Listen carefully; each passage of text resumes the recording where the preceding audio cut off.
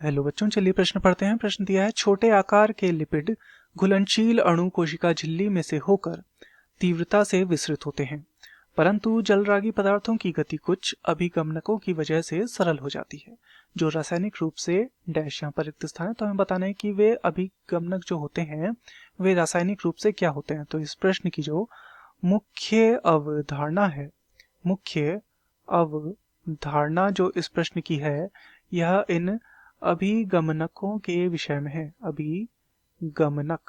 अभिगमनकों के विषय में इस प्रश्न की मुख्य अवधारणा है। तो चलिए जानते हैं इन अभिगमनकों को।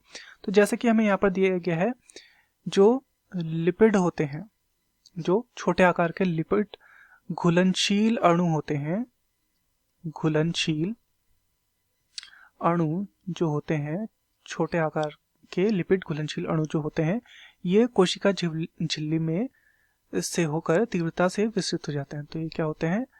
तीव्रता से इनका विसरण देखने को मिलता है हमें।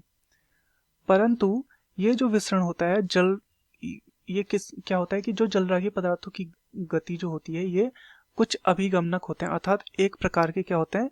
रसायन होते हैं। इन रसायनों को क्या कहा जाता है?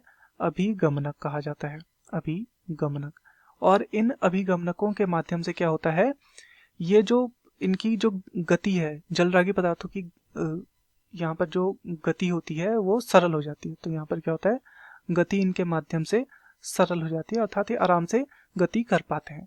ये जो रसायन होते हैं, ये रसायन होते हैं प्रोटीन या फिर अमीनो अम्ल भी हम यहाँ पे प्रयोग करते हैं। अमीनो अम्ल, इनके लिए, इन रसायनों के लिए अमीनो अम्ल या प्रोटीन शब्द का प्रयोग किया जाता है। तो यहाँ पर क्या आ जाएगा? रिक्त स्थान पे हम लिख लेते हैं प्रोटीन। तो प्रश्न था कि छोटे आकार के लिपिड घुलनशील अणु कोशिका झिल्ली में से होकर तीव्रता से विसरित होते हैं, परंतु जलरागी पदार्थों की गति कुछ अभिगमनकों की वजह से सरल हो जाती है, जो कि रासायनिक रूप से क्या होते हैं? प्रोटीन होते हैं। मैं आशा करता हूँ आपकी यह समझ में आया होगा। धन्यवाद।